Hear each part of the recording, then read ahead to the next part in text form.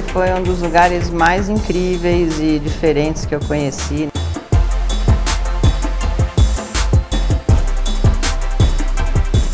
One of the best offices. The conservation achievement through the conservancies are definitely win-win. Comunidades e empresários descobriram que preservar o meio ambiente atrai visitantes, gera empregos e dá lucro. Namíbia, um país em que turismo e sustentabilidade andam juntos.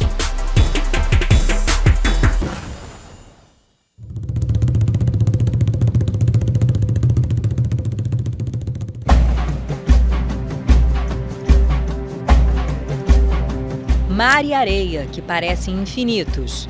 Um país um pouco menor que o estado do Mato Grosso, que não chega a ter 2,5 milhões de pessoas, mas que recebeu no ano passado 1.200.000 turistas.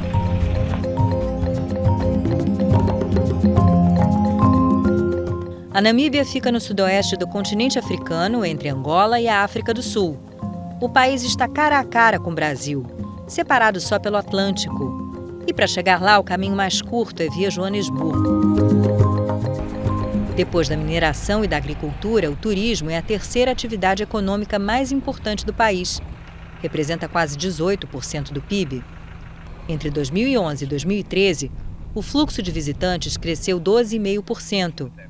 Parte dos novos turistas vem do Brasil.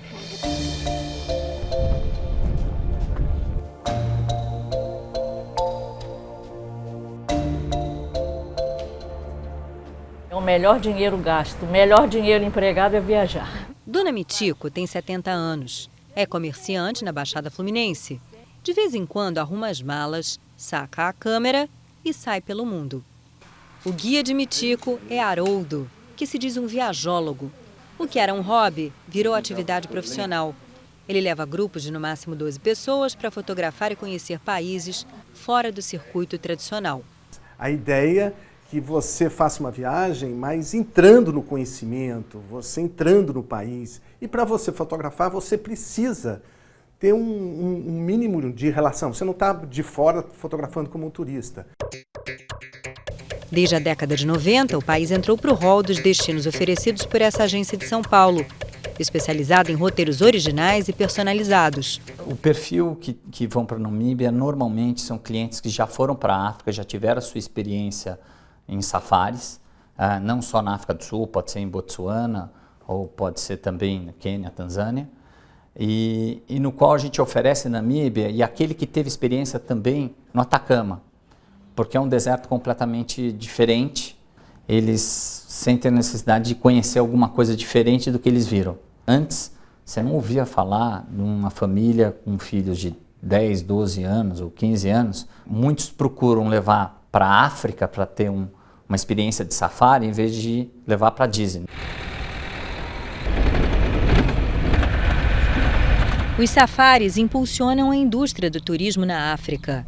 Segundo um estudo do Banco Mundial, na década passada, mesmo com toda a crise, a entrada de visitantes no continente africano subiu 8%. O relatório aponta obstáculos. Uma viagem para a África pode custar até 35% a mais do que outra com a mesma duração para outra parte do mundo. Os voos para o continente podem ser 50% mais caros. As distâncias entre as cidades são longas e o melhor jeito de chegar nas áreas turísticas é de avião.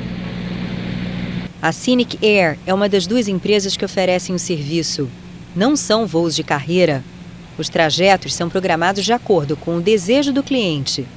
Some tourists do get sick. We do have a lot of heat. Obviously the number of days it's very hot. It does get a little bit bumpy at times.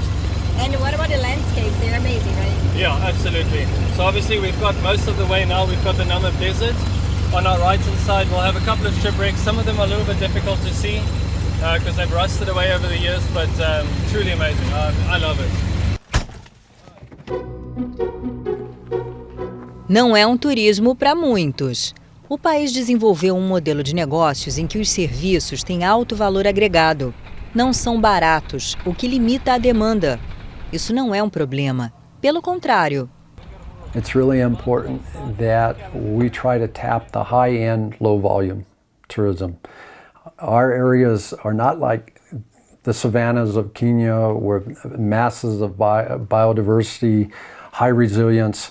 We have low density populations, we have fragile lands, we have limited amounts of water. And so what's happened is that the private sector has recognized this, the conservancies have recognized this, and the partnerships that have formed through the joint venture lodges are such that you have small numbers of tourists staying there, but a high willingness to pay for the quality of experience. And this is much more sustainable for both the environment and for the operations, because you don't require huge numbers of staff that you have to maintain, but the staff that are employed are mostly from the area, and they are the benefactors. When Beyond Desert Lodge é uma iniciativa ousada da principal empresa sul-africana de turismo de luxo. É a única hospedagem de uma reserva particular com 220 mil hectares.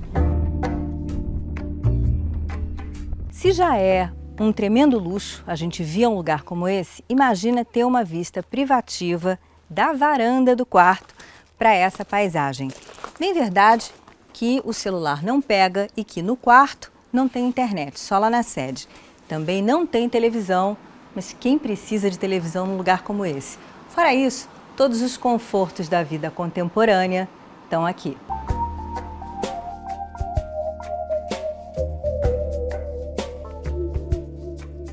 Mimos no meio do nada tem seu preço. Aqui a diária começa em R$ 1.200 por pessoa, com tudo incluído. It may sound not cheap, but when you start considering all the logistic behind it and the fact that the place is very remote and there is no one that you can actually meet if you go out for a drive, usually we run on 65-70% of occupancy. Okay, so that means that usually we have 6 or 7 rooms always booked at the lodge. Again, the lodge is not huge, of course. Having 10 rooms, it doesn't mean that there is a lot of people around.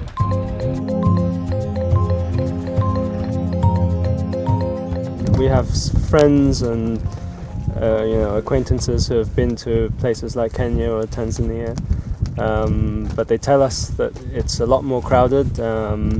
You could be taking pictures of animals and you'll see a car behind and things like that. Do you think it's expensive to come here, or is it worth the price? I think it's worth the price, yeah. I mean, you travel 20 hours across the globe. You want it to be, I guess, perfect.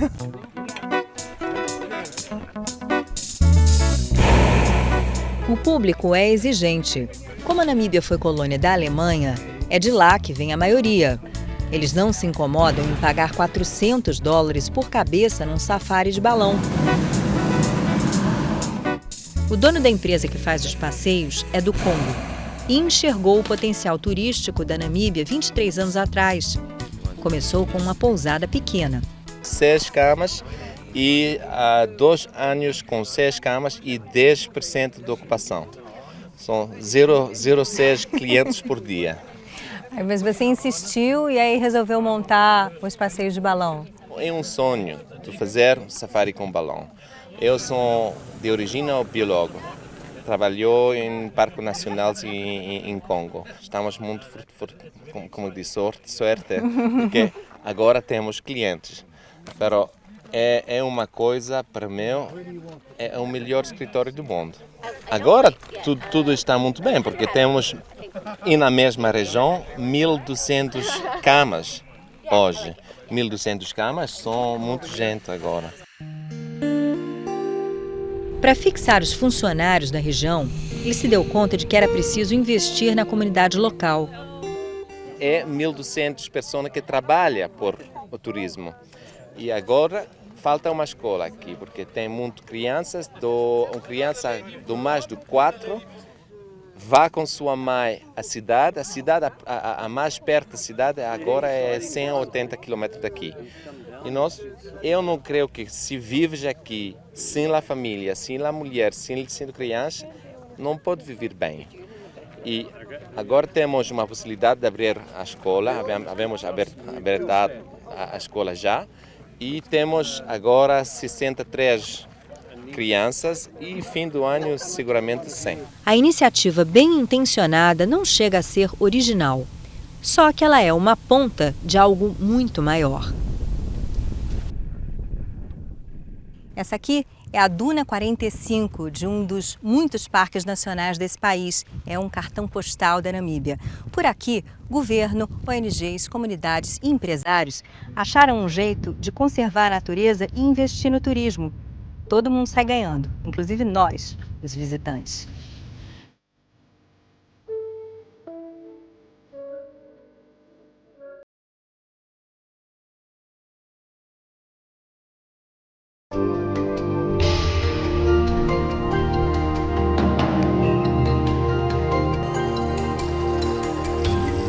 Safari vem do Swahili, uma das muitas línguas do continente africano, e quer dizer jornada ou expedição. No meio do século XIX, esse termo passou a ser usado para dar nome àquelas excursões em que europeus vinham caçar animais. Hoje, a arma é outra.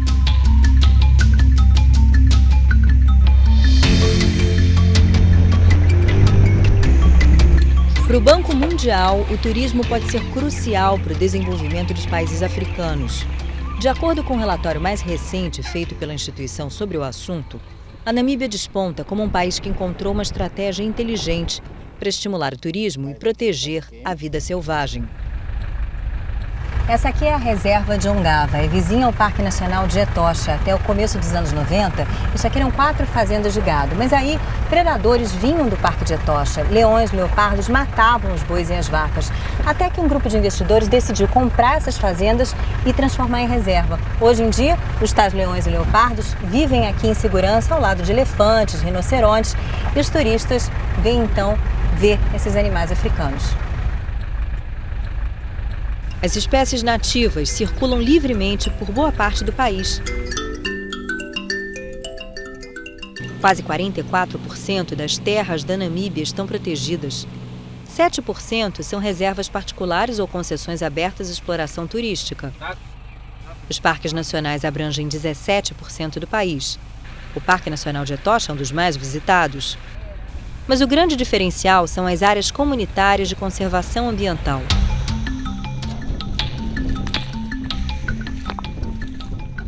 São 6 da manhã e a gente está saindo para um safari para ver e fotografar rinocerontes com um grupo de americanos e franceses.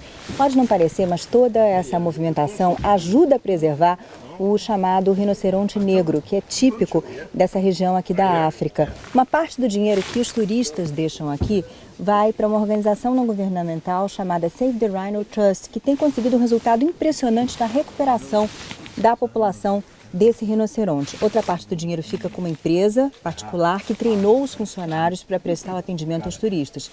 E uma última fatia do bolo fica com a própria comunidade, que é quem gere esse negócio. Ou seja, o pessoal da terra aprendeu que o rinoceronte vale muito mais vivo do que morto. It was like when the predator going for their livestock, they going for the predator. But as we growing up, we start seeing that these wildlife, if they extinct, then we're not going to benefit from all natural resources. Local people, they generally, they didn't poach the rhino. But if they have done it, they have done it because they do it for food. But then other people are using the local peoples as navigators. And they're making big bucks out of the horn of the rhinos, because you get different people have different traditional ways of thinking about the horns of using the horns of the black rhinos, and basically that is the reason why they're poaching the rhinos. You will get some of the people who working in the conservancies as well, of who was working in the conservancies, like elderly people who was ex-poachers. Those ex-poachers, they've becoming conservationist people, and nowadays they also protecting the rhinos, and they also give that knowledge and that skills back to the local, to the younger people, and that's why the younger people nowadays, they're also protecting the rhinos. Why did you choose the Desert Rhino Camp? Here it's more like a community managed thing, you know? That's what we prefer on all of our safaris. That's what we love, the tented camp experience.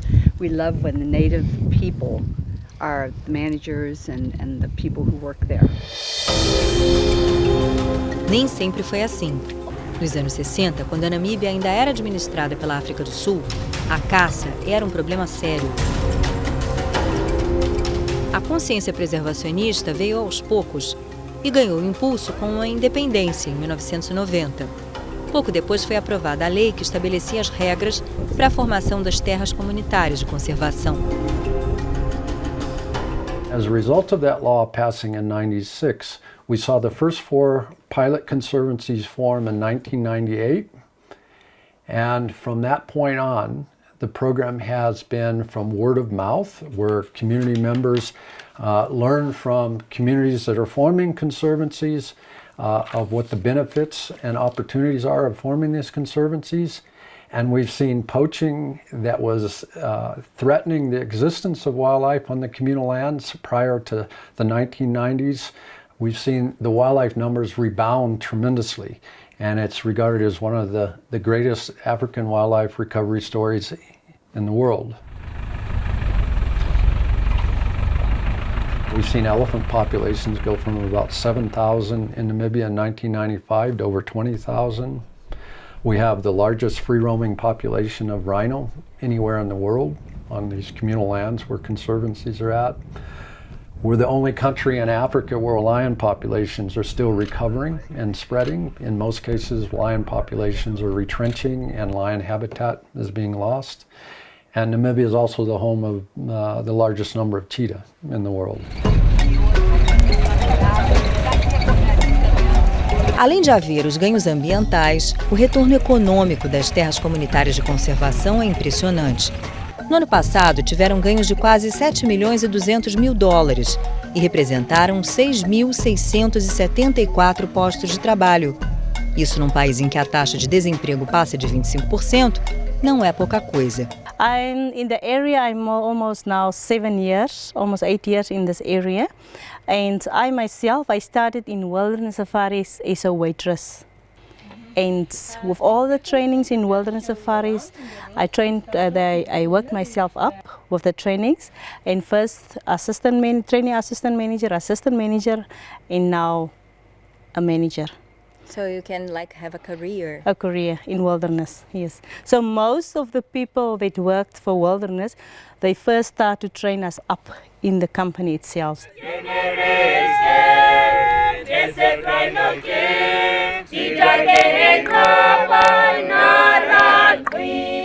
You have more benefits as far as employment back to the community, income back to the conservancies.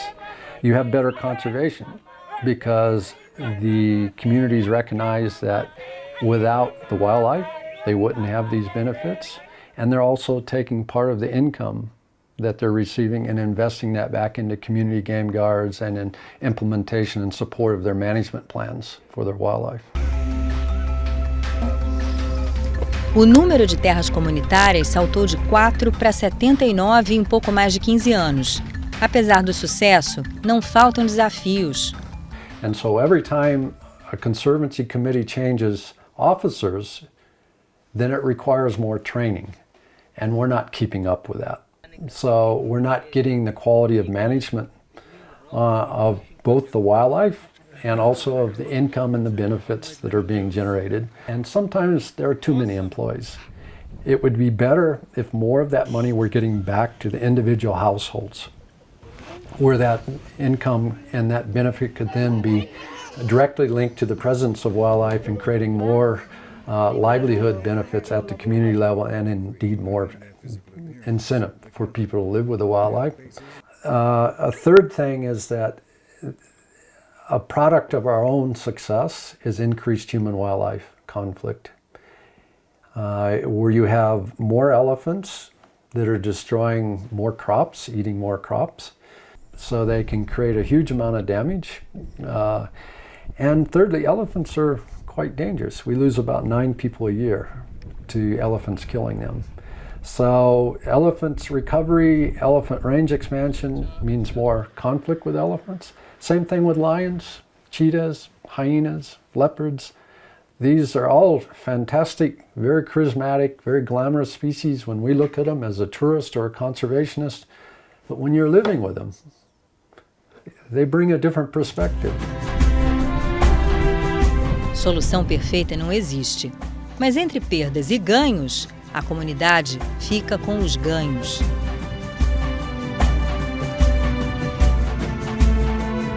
I feel like this belongs to me too. Why? It feels for me like home every day. Like I'm 6 weeks worth of the stuff. It's working and we are like a family, we are one. Working every day in this beautiful environment, it's for me like a working holiday every day.